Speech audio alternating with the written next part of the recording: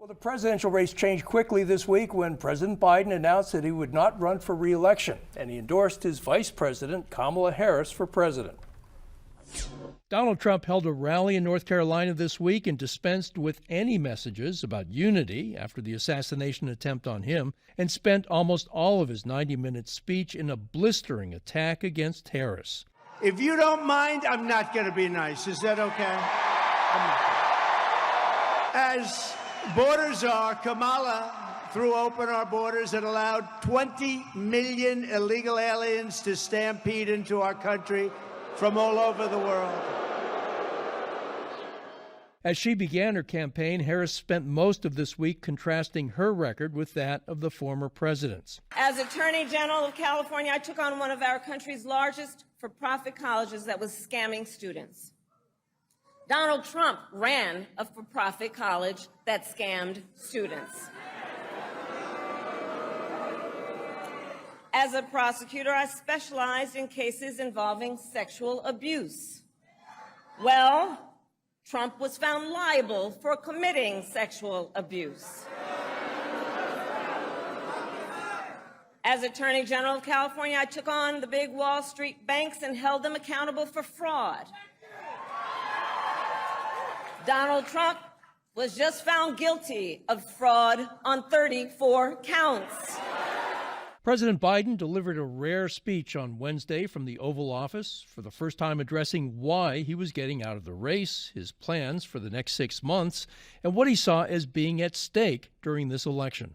The great thing about America is here, kings and dictators do not rule, the people do.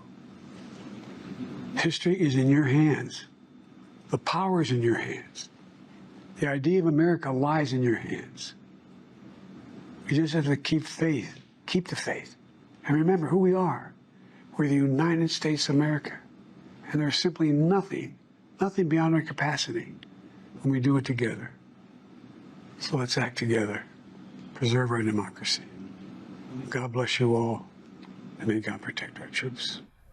Juthan, you're a delegate to the convention, the Democratic convention. What do you think? Are you committed to Vice President Harris? Have you decided? And what do you think of the Republican attacks so far on Harris? For instance, Tim Burchett, a congressman from Tennessee, a Republican, accused Harris of being a DEI hire in a CNN interview. Well, I was proudly elected as a Biden delegate. I think he's done a tremendous job as president and has an incredible record to run on. It just speaks volumes about him as a person, that he was able to put himself, his ego, his own ambition aside for the good of the country. Just extraordinary human being. I am very excited about Kamala Harris being the Democratic nominee. I have already voted for her in the petition process to get her name on the ballot to vote for her. So, what about the criticism that she's a DEI hire?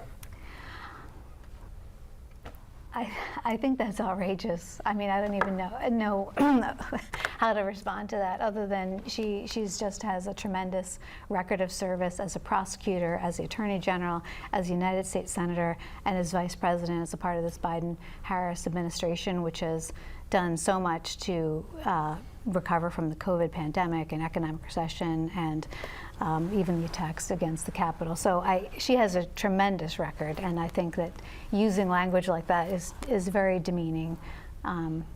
Deborah, what do you think of the selection of Kamala Harris? I think it was a natural pivot for the president to go to the vice president.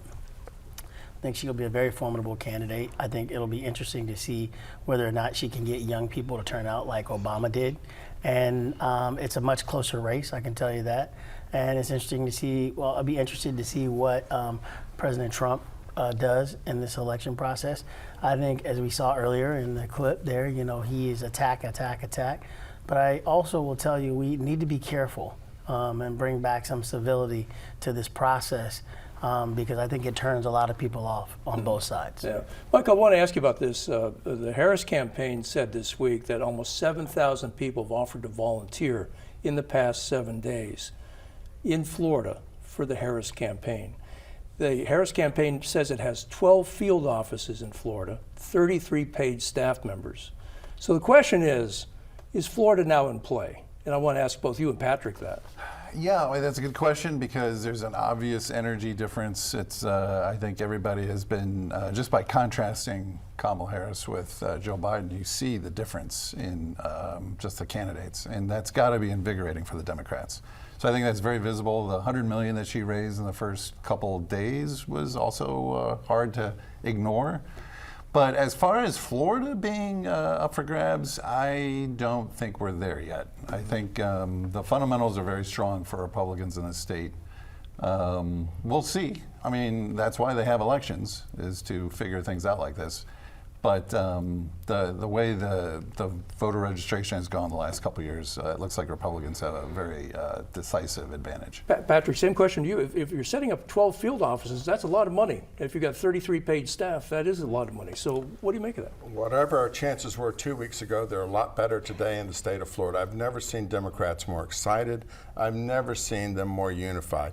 Democrats are never unified over everything. I've not run into one Democrat who's told me, gosh, I think we should think about this more. I don't know if Harris is the right one. They're all excited about this. They're all behind this. I see this generating more black vote. I see this generating our young vote.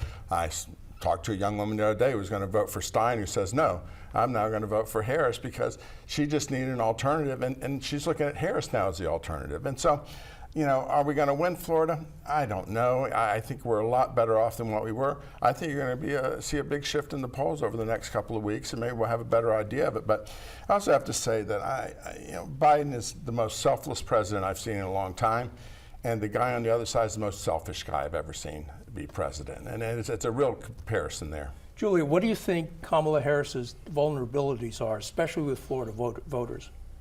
Well, she represents right now all the things that we don't agree with.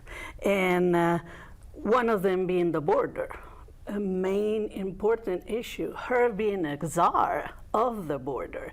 And there is a constant piece of a video that was done of an interview where she's just like, well, no, well, the border, and then she's correct, no, you've never been to the border.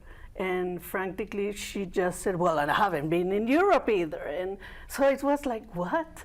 No, I don't think she's going to be doing well in Florida. Michael, in that video, former President Trump said that she was the border czar, but PolitiFact has looked into that and said that she was not the border czar. She was assigned to negotiate with El Salvador and Guatemala and Honduras about border issues. And that was a tough assignment. One of her objectives was to find, all right, who can I negotiate with in those countries? And guess what? There's nobody that she really trusted in those countries that she could negotiate with and try to establish some sort of agreement with. Mm-hmm. And that was I don't know anybody who could have solved that conundrum. Yeah. So she was given a bad assignment there. Okay.